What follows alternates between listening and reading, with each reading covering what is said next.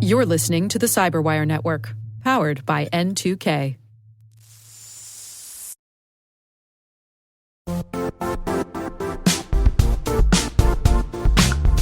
When it comes to ensuring your company has top-notch security practices, things can get complicated fast. Vanta automates compliance for SOC 2, ISO 27001, HIPAA, and more, saving you time and money.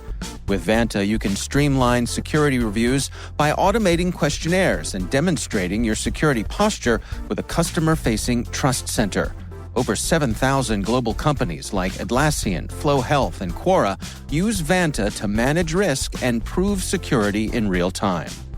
Our listeners can claim a special offer of $1,000 off Vanta at vanta.com/cyber. That's VANTA.com/cyber for $1,000 off Vanta.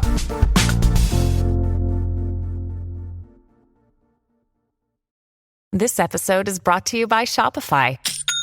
Forget the frustration of picking commerce platforms when you switch your business to Shopify, the global commerce platform that supercharges your selling wherever you sell. With Shopify, you'll harness the same intuitive features, trusted apps, and powerful analytics used by the world's leading brands. Sign up today for your $1 per month trial period at shopify.com/tech, all lowercase. That's shopify.com/tech.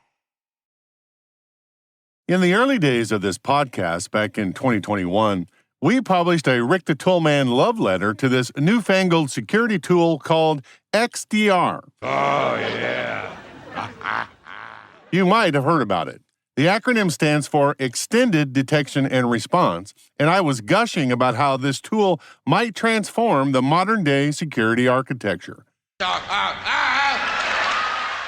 Back then, Gartner placed XDR at the beginning of the journey on its famous hype chart, just starting to climb the peak of inflated expectations, and I was jumping on the bandwagon to help inflate the hype. 2 years later, July 2023, Gartner placed XDR on the back end of the peak, just starting the steep roller coaster ride down toward the trough of disillusionment, and forecasted 5 to 10 years before it reaches the plateau of productivity. Since this is the time typically when security pros start to lose faith in a product idea because the hype surrounding it hasn't matched existing products, I thought it was time to revisit the current state of XDR because I still believe that it represents the future security architecture that we all need.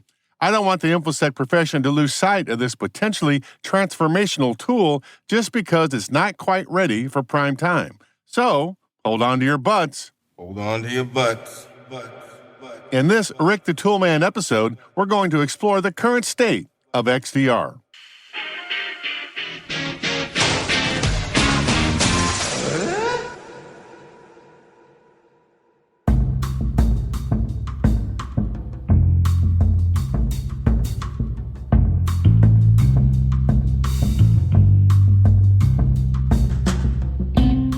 My name is Rick Howard, and I'm broadcasting from N2K Cyber's secret Sanctum Sanctorum studios located underwater somewhere along the Patapsco River near Baltimore Harbor, Maryland, in the good old US of A. And you're listening to CSO Perspectives, my podcast about the ideas, strategies, and technologies that senior security executives wrestle with on a daily basis.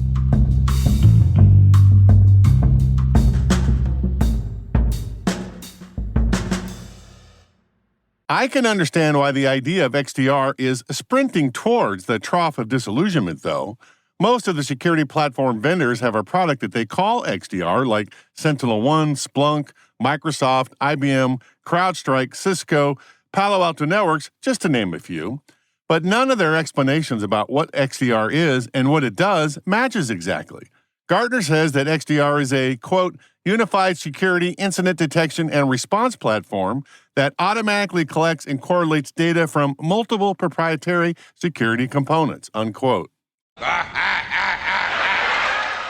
That's accurate, but you could also say the same thing about SIEM tools, security information and event management tools. I'm looking for something a little more descriptive. What makes XDR special? The subtle difference between a SIEM tool and an XDR tool is how the two technologies collect the data. With SIEM tools, the monitored system, let's say a Fortinet firewall, generates logs as part of its normal operation. The firewall administrator configures the system to automatically send the log data to the SIEM tool for storage and processing. The XDR tool is different. XDR administrators configure the tool to directly connect to the Fortinet firewall via an API, an application programming interface. The API allows XDR administrators to interrogate the firewall for the specific data they need, not just general-purpose log data, but any information on the system, and transports the data to the vendor-provided XDR data lake for storage and future processing. Both methods allow, as Gartner says, a platform to collect data from varied sources, log data in the case of the SIEM tool, and any kind of data in the case of the XDR tool. But the evolutionary step of using APIs to collect the data is what makes XDR tools so transformational. It gives us some options.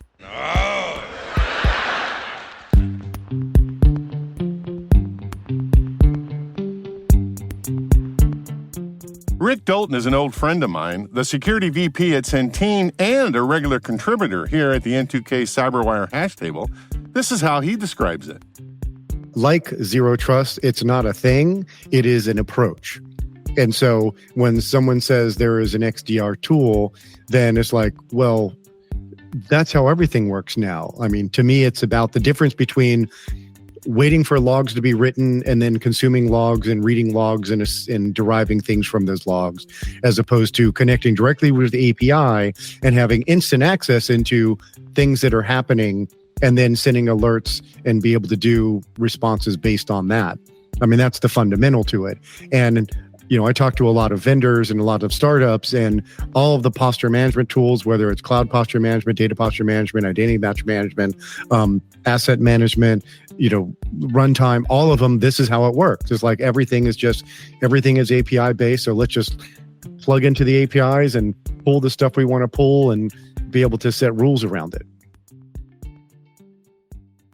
In order to understand what I mean by this, it might help to understand that XDR arrived on the scene in 2018 by merging two different security tool sets, logging and antivirus. These were the prequels to XDR, you might say. So let's start with logging. Raphael Marty over at the Venture Beach website says that you can trace the origin of the logging piece all the way back to the original email SendMail program on BSD Unix in the 1980s. Eric Allman was building SendMail to be one of the first to implement the Simple Mail Transfer Protocol. He needed a way to log what was happening as the various pieces and parts of the SendMail system banged against each other. When he wrote the first syslog-d program for BSD Unix to do that, he birthed the first logging system that we all know and use today. For the uninitiated, syslog stands for systems logging, and the D stands for daemon. In the Unix world, daemons are little standalone programs that start up, do a task, and then disappear again until needed. In this case, syslog-d receives a log message from a monitored system, like the Fortinet firewall, and stores it somewhere. As an aside, I did a Word Notes podcast on the word daemon back in 2020. For the nerd reference in the show, I highlighted one of my favorite sci-fi novels. It's called Daemon and was self-published by Daniel Suarez in 2006. Here's Suarez describing the book at a Google Tech Talk in 2009. So for those of you who haven't read it, I'll give you the high concept that I gave the Hollywood folks. That seemed to work okay. It is the story of a highly successful online game designer who creates a program that monitors the web for the appearance of his own obituary. And when that appears, this program activates and cascades in activating other programs that begin to tear apart the systems supporting the modern world.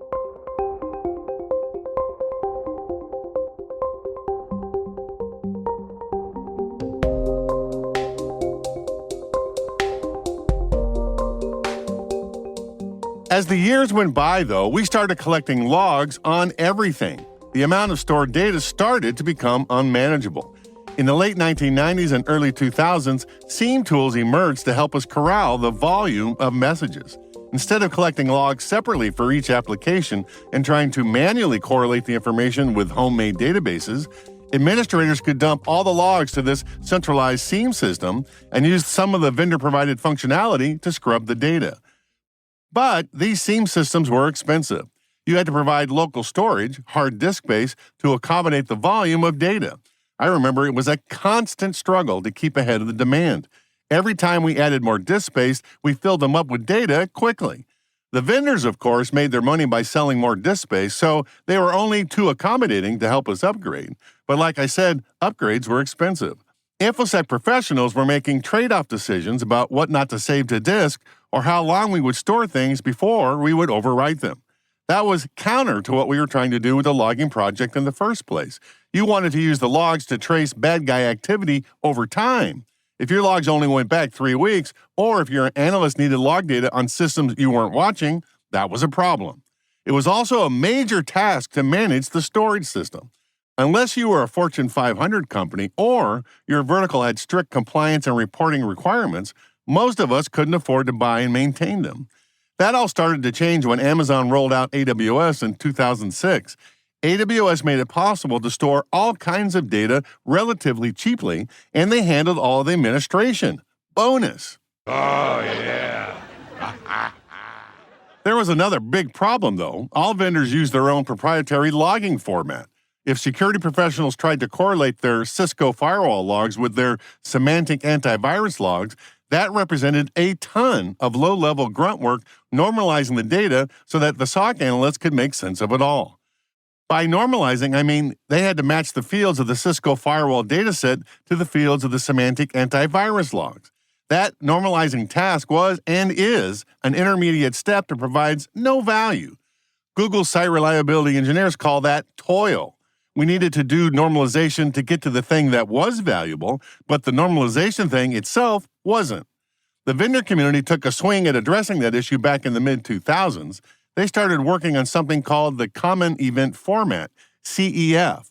According to Splunk's Stephen Watts, it's a standardized logging format designed to simplify the process of logging security-related events and making it easier to interrogate logs from different sources into a single system.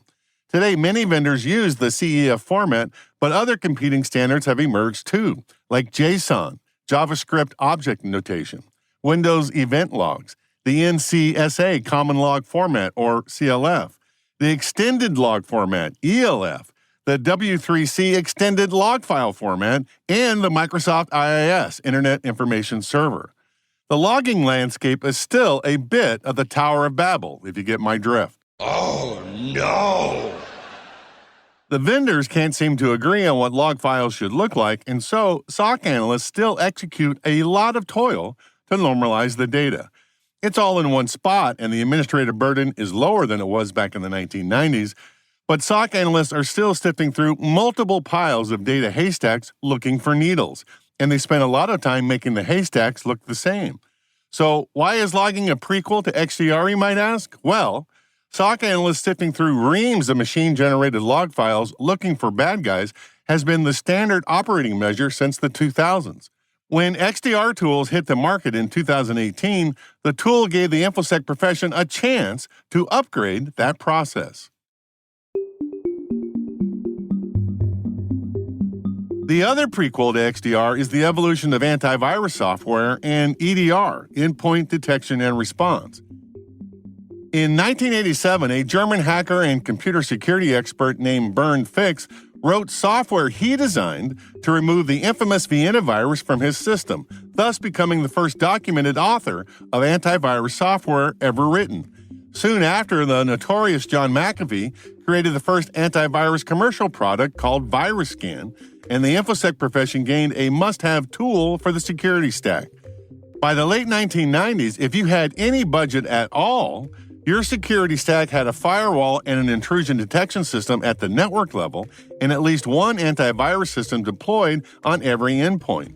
When I was working in the Pentagon in the early 2000s, we had 2 deployed on each endpoint because we didn't trust just one to get the job done. The idea behind antivirus systems was that the vendors would write signatures for known viruses and malware designed to detect their deployment. Once detected, the engine could remove it or render it benign. It was a constant battle to get the latest signatures deployed in a timely manner. But in the late 2000s, a new technology emerged that looked at endpoint behavior to detect malicious code. Instead of just using signatures of known malware behavior, the engine watched the entire operating system looking for anomalies. If the endpoint started communicating with servers in Tajikistan when it previously never did before, that might be an indicator that something was amiss. This model allowed the system to detect previously unknown malicious code, a big benefit over signature-based antivirus. Anton Chuvakin was working for Gartner in 2013, and he gave the new technology its name, Endpoint Threat Detection and Response, ETDR. Now we all just call it EDR. According to CrowdStrike, EDR acts like your old TV's DVR, recording relevant activity to catch incidents that evaded prevention. While EDR was an innovative and disruptive technology, it was limited because it only dealt with the endpoint on the adversary attack campaign. It didn't see the entire picture. The Lockheed Martin research team had just published their now famous intrusion kill chain paper in 2010, and the InfoSec profession was just starting to get their head around the idea that bad guys had to navigate the entire kill chain undetected and unstopped in order to be successful.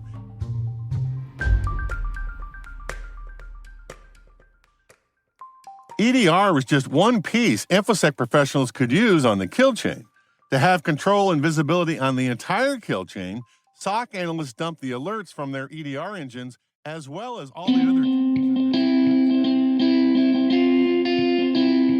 And that's our show. Well, part of it. There's actually a whole lot more, and if I do say so myself, it's pretty great. So here's the deal.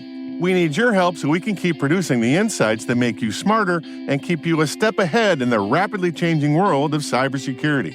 If you want the full show, head on over to thecyberwire.com/pro and sign up for an account. That's thecyberwire, all one word, .com/pro. For less than $1 a day, you can help us keep the lights and the mics on and the insights flowing. Plus, you get a whole bunch of other great stuff like ad-free podcasts, exclusive content, newsletters, and personal level-up resources like practice tests. With N2K Pro, you get to help me and our team put food on the table for our families, and you also get to be smarter and more informed than any of your friends. I'd say that's a win-win. So head on over to thecyberwire.com/pro and sign up today for less than $1 a day. Now, if that's more than you can muster, that's totally fine. Shoot an email to pro@n2k.com and we'll figure something out. I'd love to see you on N2K Pro. Here at N2K, we have a wonderful team of talented people doing insanely great things to make me and this show sound good. And I think it's only appropriate you know who they are. I'm Liz Stokes. I'm N2K's CyberWire's associate producer. I'm Trey Hester, audio editor and sound engineer. I'm Elliot Peltzman, executive director of Sound and Vision. I'm Jennifer Iben, executive producer. I'm Brandon Karff, executive editor. I'm Simone Petrella, the president of N2K. I'm Peter Kilpie, the CEO and publisher at N2K. And I'm Rick Howard. Thanks for your support, everybody. And thanks for listening.